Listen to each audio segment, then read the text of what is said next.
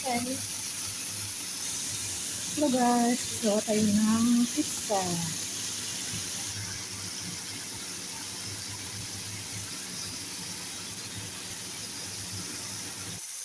Ano po guys, bako na yung pang